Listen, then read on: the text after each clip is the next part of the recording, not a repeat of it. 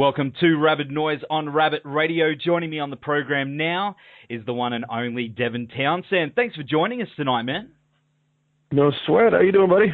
I'm doing really well, thanks, man. And I'm really excited that you're about to hit the road here on a guitar clinic tour, it's going to be awesome, man. Not only shredders that I know are excited, but all your fans that don't play as well are keen to see you in that up-close environment. So what can we expect from this tour? Well, I think more than anything else, it's an opportunity for me just to, like, I always like making a show, and the first time I had an opportunity to do a guitar clinic tour, and my first thought when I went into it was like, okay, are you going to do just your typical thing where you talk about your gear and play some licks and discuss? And I mean, there's definitely an element of that, but I really want to make it a kind of cool, interactive experience that hopefully people come away from, and it will be something unlike anything I've done, and different than anything else that I do from here on out, too. It'll be a very unique thing for me, and I'm planning some really cool stuff. Without necessarily letting the cat out of the bag, there's a lot of things between performance and questions and production, vocal, guitar, new material, like all that sort of stuff. I think it's an opportunity to really get close with people, and Australia's just been so awesome for me for so long that having the opportunity to come down here as sort of a solo experience is something I hope is really cool, and I hope people dig it, man. I hope I dig it. I think you will. I mean, yeah, I think I will too. it's going to be something quite special. Was that your idea to do that, or? It was presented to me by some folks in Australia, and they had done, real guitar players there for Satriani and Yngwie and all that sort of thing. But I think the thing is, in my career, I don't spend a lot of time doing guitar-centric stuff. But, I mean, I didn't get laid when I was a teenager, so I certainly know how to do it. And I think that getting into the process and how it relates to what I've been able to do in terms of establishing a career for myself and continuing that is where the root of my my knowledge with the guitar lies. Like, I think it's very important to have a main voice with an instrument and to be able to facilitate all your musical ideas with it. It takes constant practice, and I think there's a lot of things I can share, and I hope to. Yeah, I think it's going to be really inspiring for a lot of people. And some people that don't play will probably walk away going, I need to go buy a guitar.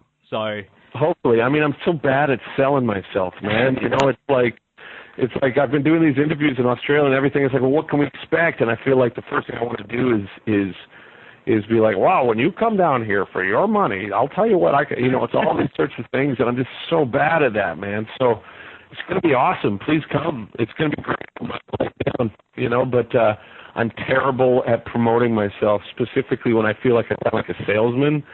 So I've got 30 records worth of material and experience and a bunch of farting puppets on a new record that I just released, and I look forward to being able to hang with you all and play for you. Oh, man, it's going to be amazing. It is going to be amazing. That sounds better. And you know what? You are good at selling yourself because you get out there. And am I? Yeah, man. You interact with your fans like no one. Well, that's it. Dude, I just spent a week in L.A., and everybody gives you their resume in the first week that you're with, or the first 5 minutes you spend time with them. I met this guitar player.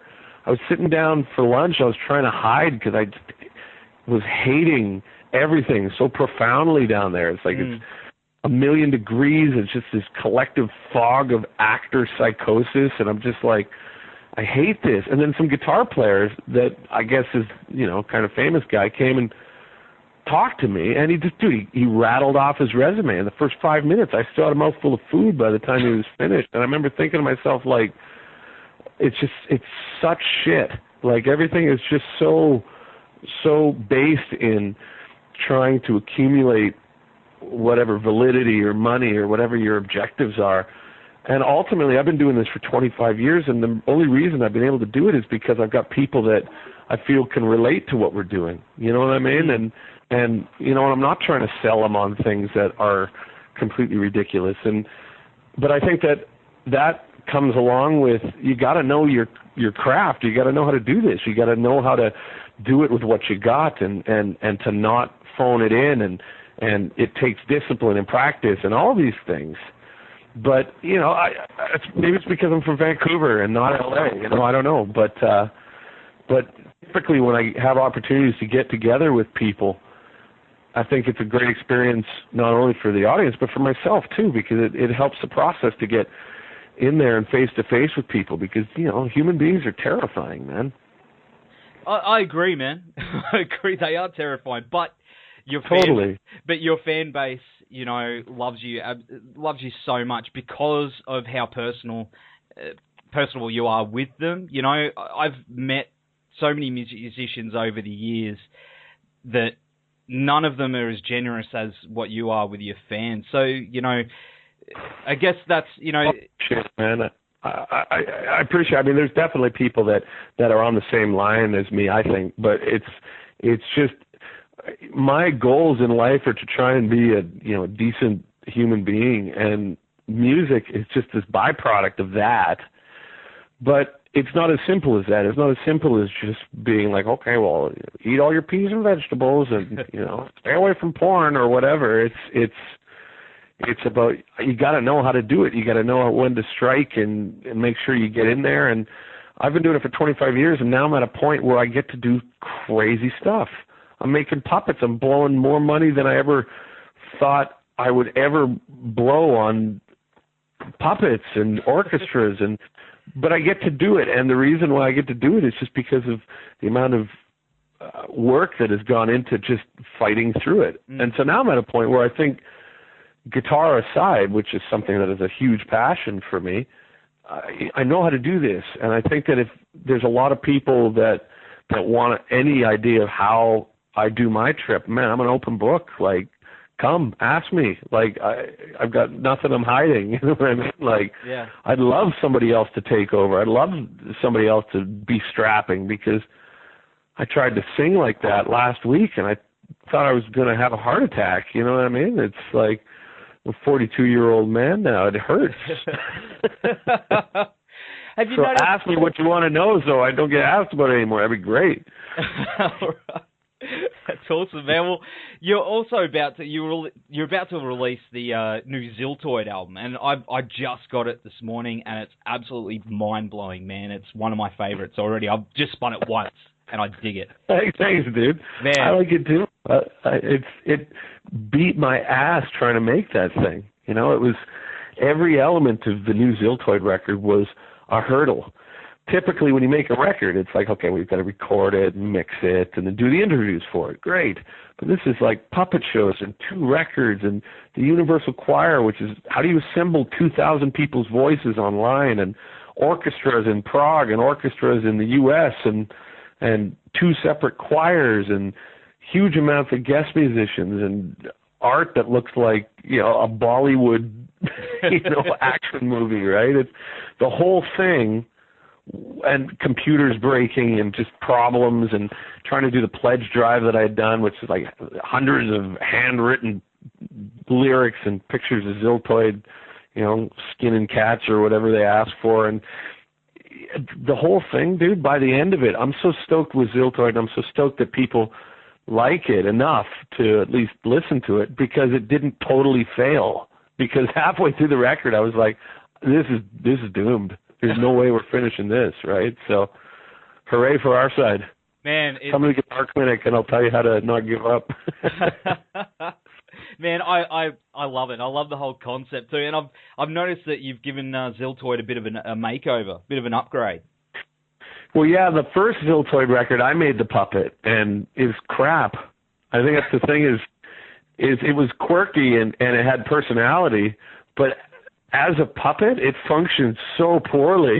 But that's what made it awesome. I get it, but by the end, it was falling apart. And there's no way to redo it. It was too small for my hand, so every time I tried to attach the neck to it, I had to like push the thing back onto my hand. So I had to pretend he was choking every time. He'd be like, ah, right? But then when I finally got a bit of money from the pledge drive, I was like, well, I want to do it for real. And there's people like, well, I like the first Ziltoid better, and I totally get it, but it was not supposed to be a total fucking crap puppet straight out of the gate. It was supposed to be this sci-fi monster thing. So I got to do it again, and it's different, but I think it's really good. And it's the same stupidity, right? It's just more expensive to make now. He looks real evil now, man. He looks badass, man. Yeah, he always was. That's the thing. He's supposed to represent me, you know? He's supposed to represent that part of me that I had to move away from. I had to, because it was causing me nothing but problems in my life. But by having him as a character, I can interact with it still, and I can understand it, and I can make sense out of it in ways that, but I mean, I don't want to spin it exactly like that, because then your whole trip becomes this hyper-personal metaphor, which is, you know, not super engaging unless you're in U2, I guess. But for me, I wanted to do it, but now I'm like, it has to be a little more fun. It has to be a little more colorful, and I can still get my point across, but now I can also write this crazy fucking music that I can't usually write any other place, because people just think of it as being wank, right? So, but I like it, and I'm good at it, and it gives it an avenue, and I really enjoy it. And the new one sounds great, and I'm just super proud of it, man. So thank you. Damn right, man. You should be. Thanks, dude. It's such a good album, man. Like it's not going to leave my car for a long time. It was the same time, you know. Yeah. Well, I like the mastering on it too, because you can crank it up, which is good too, right? Like, yeah. If it's super weird music and it doesn't sound that good when you crank it up, then it's just super weird music. But if it's super weird music with a solid low end, then you can crank it up, and there it is. Man, it's gonna. I can't wait to crank it in the car, dude. Yeah, I can't say enough good things about it. I'm trying not to geek out. Thanks, buddy. But that's awesome. It is awesome, dude. So, well, let's say in 100 years from now, someone discovers your music for the very first time. Which album would you hope that they discover first? Well, I don't know if I've made it yet, to be honest. You know? Yeah. Everything is a work in progress. I'm just trying to get closer to the goal. I mean, when I say this, I don't mean it to sound as arrogant as I do, but any of them, really. Like, doesn't really matter. It's all the same thing. They're all the best representation of who I was at that age. When I'm 80 years old, I hope to be making music about being 80. So when I was 21, the records that I made then were about being 21. So it's not really any different, you know? It's all just different sides of the same coin. Well, you know, your music has helped so many people get through some really hard times in their life, and you know, me as well. You know, Me too, man. Me too. That's the whole reason for it existing. So thank you for that too. Well, no, thank you, man. Thanks for getting me out some tricky times, dude. Well, what bands have done that for you over the years? Tons, man.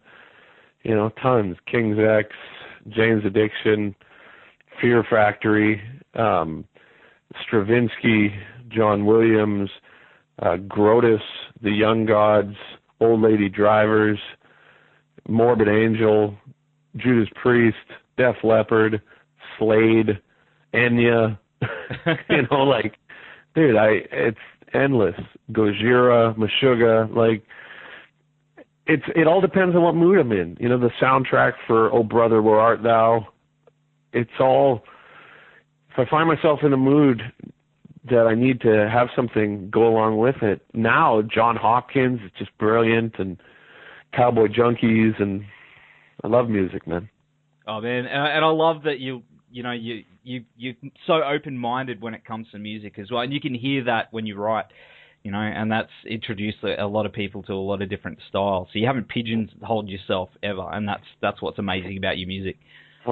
I appreciate it, man. I really wish it was intentional as opposed to just I get bored so easily. But, you know. Well, thanks so much for hanging with us tonight, Devin, and we really look forward to catching you in Brisbane at the Princess Theatre on October 20. Thank you so much for the interview. Thank you for the support, and I hope to see you there, and say hey to Chippy for me.